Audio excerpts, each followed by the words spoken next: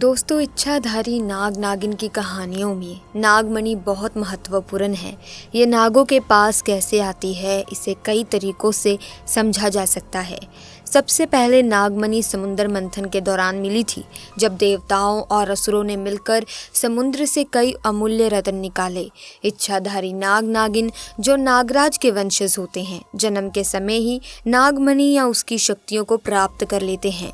इसके अलावा वे तंत्र मंत्र और साधना से भी नागमणि को अपनी ओर खींच सकते हैं।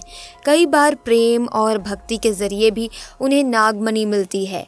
नागमणि को अमृत के समान समझा जाता है, जो नागों को ताकत और लंबी उम्र देता है।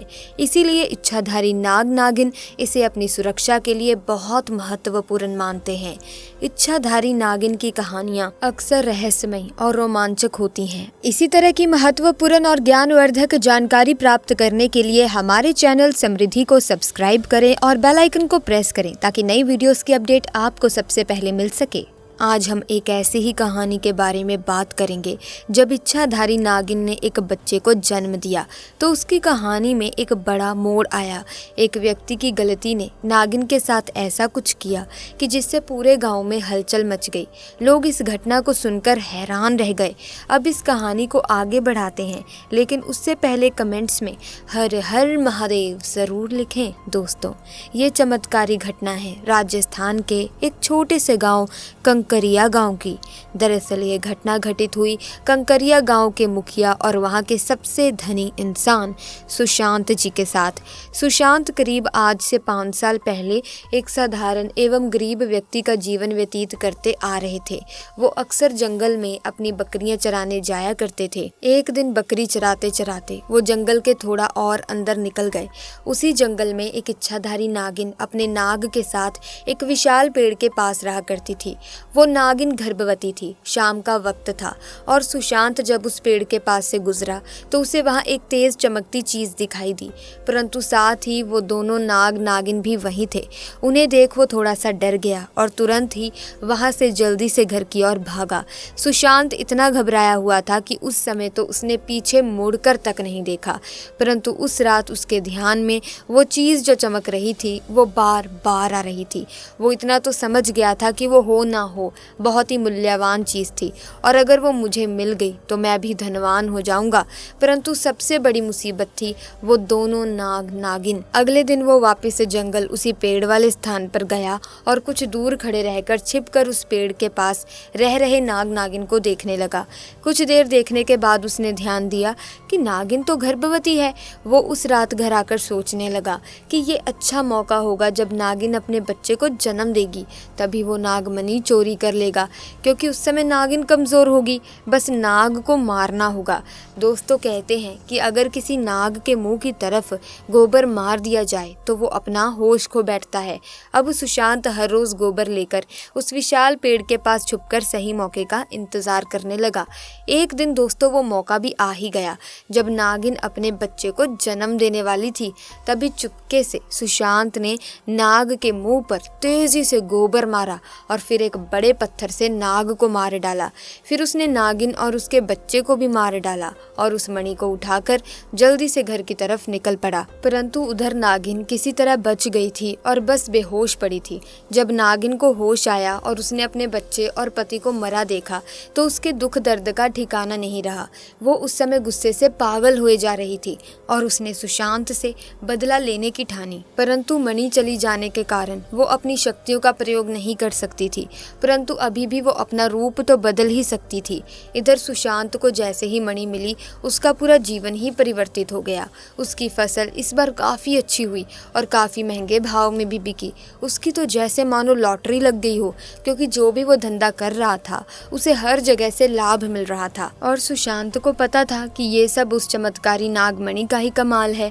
गाँव में हर जगह उसका नाम था। सुशांत के इस रुतबे को देख एक अच्छा रिश्ता सुशांत के लिए उसके पास ही के गाँव से आया। और रेशमा नाम की सुंदर स्त्री से उसका विवाह संपन्न हुआ। रेशमा अपने पति सुशांत को बहुत प्यार करती थी, बहुत इज्जत देती थी।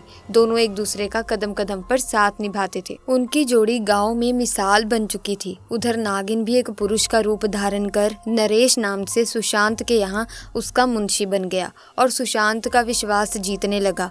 सुशांत भी नरेश के व्यवहार और वफादारी को देख उसे अपने भाई समान ही मानने लगा। एक दिन रेशमा अपने पति सुशांत के पास आती है और बताती है कि तुम पिता बनने वाले हो, मैं गर्भवती हूँ। ये सुन सुशांत की खुशी का ठिकाना नहीं रहा।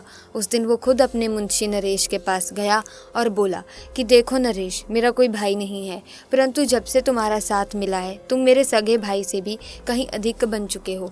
आज मैं बहुत खुश हूँ, इसीलिए आज मैं अपनी पत्नी और तुम्हें एक खास जगह ले जाना चाहता हूँ, क्योंकि मेरा इस दुनिया में तुम लोगों के सिवा कोई नहीं है। और वो अपनी पत्नी और नरेश को कार में बिठाकर गांव के कोने में ले जाकर कार एक छोटी सी कुटिया के सामने रोकता है और बताता है कि जब वो छोटा था तब इसी कुटिया में उसकी माँ की जान उसे जन्म देते ही चली गई थी। उसके पिता तो पहले ही गुजर चुके थे। तब एक बूढ़े बाबा ने उसकी माँ को वहीं दफना दिया था और सुशांत को उसी बूढ़े बाबा ने पाला था। सुशांत बताता है कि जब भी उसके साथ कोई बुरी घटना होती है या वो बहुत ज़्यादा दुखी होता है तो बस फिर वो इस कुटिया के पास चला आता है। यहाँ पर आकर उसे अनोखे सुकून का एहसास होता है। सुशांत आगे भी बताता है कि तुम दोनों को आज मैं इसीलिए यहाँ लाया हूँ क्योंकि तुम दोनों अब मेरी जिंदगी का बहुत ही अहम हिस्सा बन चुके हो। ये सुन सभी की आंखों में पानी भर आता है। वहाँ पर कुछ देर रुकने के बाद जब वे वापस पहाड़ी से होते हुए घर को जाते हैं तो अचानक से उनकी गाड़ी पहाड़ी पर एक बड़े पत्थर से टकराती है और गाड़ी को जोर का झटका लगता है, जिसके कारण सुशांत तो कार में ही फंसा रहता है, परंतु उसकी जो पत्नी होती है रेशमा, वो पहाड़ से नीचे गिर एक पेड़ पर अटक जाती है और उस पेड़ के ठीक नीचे बहुत ही गहरी खाई थी।